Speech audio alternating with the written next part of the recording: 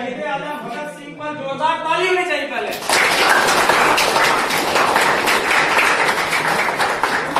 ठीक है, भगत सिंह का जन्म 1907 को हुआ था। कहां हुआ था? लाहौर में। ये लाहौर अभी पाकिस्तान में, उस समय भारत में था। लाहौर में इनका जन्म हुआ था और शुरू से ही बचपन से ही ये क्रांतिकारी विचारों के थे।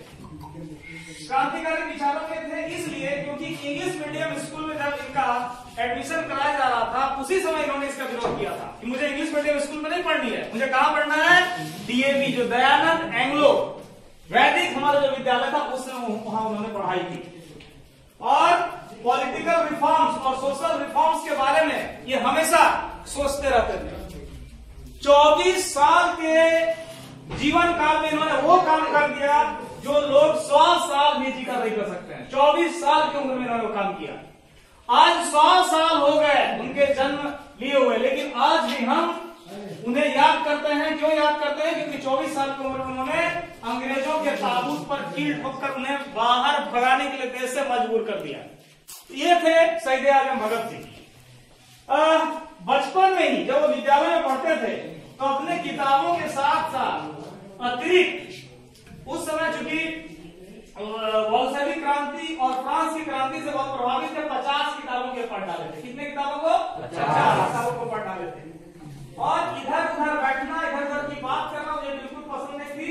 बिल्कुल ये चाहते थे कि हम हमेशा क्रांतिकारी विचारों को अपने मन में सजवाएं और एक ही हमारा लक्ष्य होना चाहिए, कैसे हम अंग्रेजों को हमारे देश से बाहर करें। ये थे शहीद आजम भगत सिंह।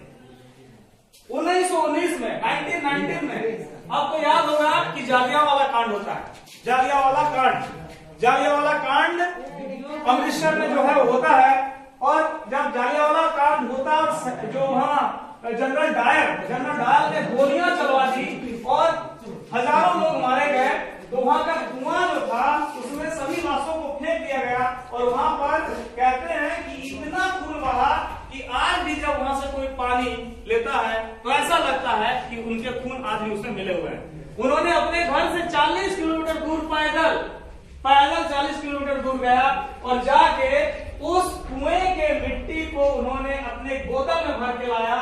और जब उनकी बहन उनके घर में पूछती है कि इस मिट्टी को क्या करोगे, तो वो कहते हैं कि इस मिट्टी का मैं कसम खाता हूं कि हमारे जो भारतीयों को मारा गया है बेरहमी से, उसका बदला लूंगा और हमारे देश से अंग्रेजों को मैं भगा कर ही छोड़ूंगा। ये थे शहीद आजम भगत सिंह। 1920 आपको याद होगा 1920-21 में असहयोग आंदोलन चल रहा था गांधी जी के नेतृत्व में। गांधी जी ने कहा कि हम अंग्रेजी सामानों का, उनके द्वारा बनाए गए सामानों का बहिष्कार करें। इससे क्या होगा कि जब हम नॉन कोऑपरेशन करेंगे, असहयोग करेंगे, तो ऑटोमेटिक अंग्रेजों को यहां से छोड़ के जाना पड़ेगा। ये भी उस आंदोलन से जुड़े सामानों का बहिष्कार किया। और 1922 में जब मात्र 14 साल के थे, उसी समय चौरा चोरी का कांड होता है। चौरा चोरी एक जगह का नाम है जो गोरखपुर के पास है। उन्होंने कपड़े और शराब जो अंग्रेजों के द्वारा बेचे जाते थे उसका बहिष्कार उन्होंने किया, ये नहीं होना चाहिए। और 4000 की भीड़ थी, लेकिन वहां की का जो प्रशासन था भीड़ पर आकर गोली चलाना शुरू किया। इससे दो लोग थे वो मारे गए, जो 4000 में 2 लोग थे।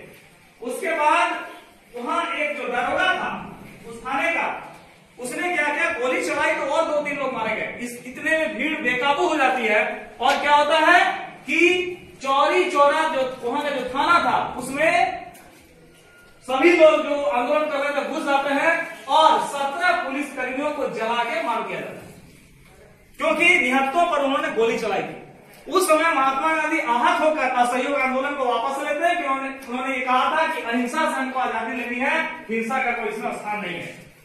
तो ये चौरी चौरा कांड का नेतृत्व भी शहीद आजम भगत सिंह ही कर रहे थे। सोचिए 14 साल का लड़का। इसके बाद 2 दल बढ़ गया। आप लोग सुने होंगे कि नरम दल और गरम दल था। नरम दल का नेतृत्व महात्मा गांधी करते थे और गरम दल का नेतृत्व भगत सिंह, चंद्रशेखर आजाद, राजगुरु, ऐसे लोग करते थे। तो इसमें इनका एक अलग से दल बन गया। इसके बाद हम आगे बता दें आपको कि लाहौर में जब लाला लाजपत राय कॉलेज में ये पढ़ते थे, उस समय इन्होंने किताबें पढ़ डाली थी। इसलिए नेतृत्व करने के लिए सिर्फ अच्छे भाषण देने की जरूरत से नहीं होता है, बल्कि अच्छे किताबों को पढ़ना पड़ता है। ये लेनिन और मार्क्स के विचारों से बहुत प्रभावित थे, वो लेनिन और मार्क्स की किताबों के बहुत पढ़ते थे। और उसी समय फ्रांस की क्रांति हो रही थी और बोल्शेविक क्रांति रशिया में हो रहा था। इन दोनों क्रांतियों से भी बहुत प्रभावित थे। 500 पुस्तकों को इन्होंने पढ़ डाला, 500। 1924 में जब 17 साल के थे, उस समय इनकी माता जी ने कहा कि बेटा तुम्हारी शादी करवा दें। और रात को ये भाग जाते हैं ये कहकर कि मैं शादी मुझे नहीं करनी, क्योंकि मेरी दुल्हन कौन होगी? आजादी। और ये भाग जाते हैं और क्या करते हैं? चंद्रशेखर आजाद उस समय एक बहुत बड़े क्रांतिकारी थे, उनके बारे में हम लोग बहुत जानते हैं। चंद्रशेखर आजाद की टीम को ज्वाइन करते हैं, चंद्रशेखर आजाद की टीम को ज्वाइन करते हैं। 1925 ईस्वी में आप लोगों को मालूम होगा काकोरी कांड होता है। काकोरी कांड क्यों होता है? क्योंकि अंग्रेजों के खिलाफ लड़ने के लिए सिर्फ आंदोलन करने से नहीं, पैसे भी चाहिए। इसलिए उस समय क्या है, 1925 में जब ये 18 साल के मात्र थे, 18 ईयर, सोचिए 18 ईयर कुछ भी नहीं होता है। उस समय ये अंग्रेजों के खजाने को लूट लेते हैं, पकड़े जाते हैं। और उस समय इनके साथ जो रहते हैं अशफाक उल्लाह खां और राम प्रसाद बिस्मिल, ये दोनों को फांसी दे दी जाती है। इससे ये टूटने वाले नहीं थे, बल्कि और क्या हुआ, आंदोलन तेज हुआ। राम प्रसाद बिस्मिल वही हैं जिन्होंने कहा था कि सरफरोशी की तमन्ना अब हमारे दिल में है, देखना है जोर कितना बाजुए कातिल में है। यानी सर कटाने की तमन्ना अब हमारे दिल में हो गई है, और देखते हैं कि सामने जो दुश्मन है उसके बाजू में दम कितना है। उसी 1928 में कितने साल के हो जाते हैं? 20 साल के। और 1928 में साइमन कमीशन गो बैक का आपको नाम सुने होंगे। साइमन कमीशन वापस जाओ, साइमन कमीशन वापस जाओ। इसका नेतृत्व कौन कर रहा था? इसका नेतृत्व कर रहा था लाला लाजपत राय। हालांकि लाला लाजपत राय और भगत सिंह के विचारों में काफी अंतर था।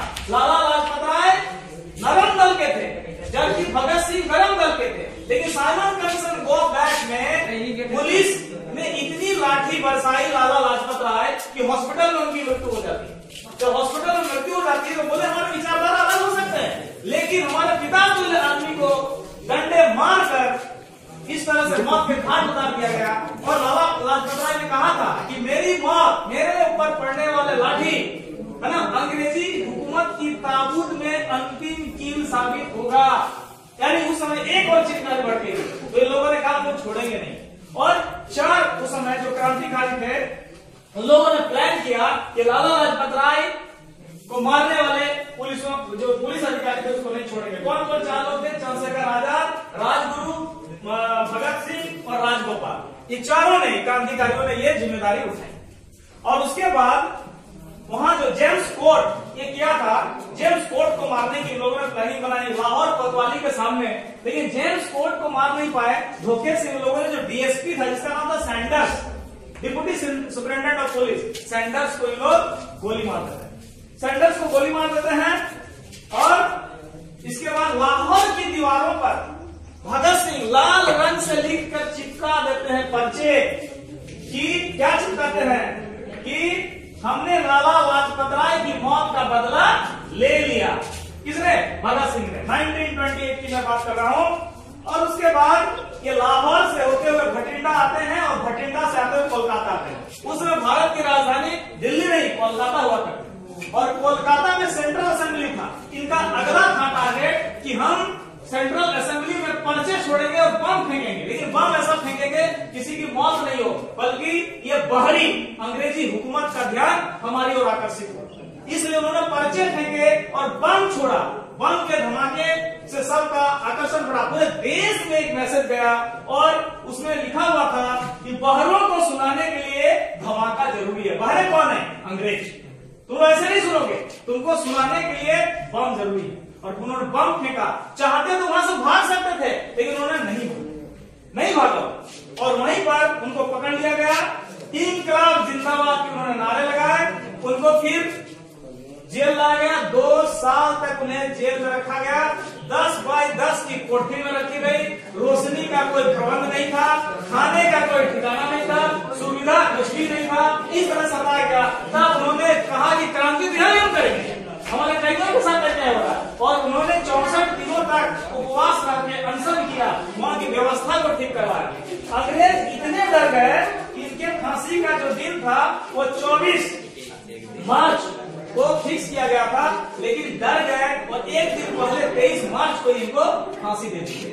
कहने का मतलब है कि भगत सिंह अमर रहे, भगत सिंह जिंदाबाद हम लोग करते हैं, लेकिन इस भगत सिंह के बारे में जब हम झांकते हैं, उनके जीवन को झांकते हैं, आश्चर्य लगता है, कहने के लिए कोई शब्द नहीं है, आंखों से आंसू निकलने लगते हैं, दिल रोने लगता है, क्योंकि 24 साल के इस उम्र के लड़के ने 14 साल में, 18 साल में, 20 साल में वो सब कारनामे करके दिखा दिए जो आदमी 100 साल में भी नहीं कर सकता। इसलिए हमें समझना चाहिए कि आजादी हमें किस कीमत पर मिली।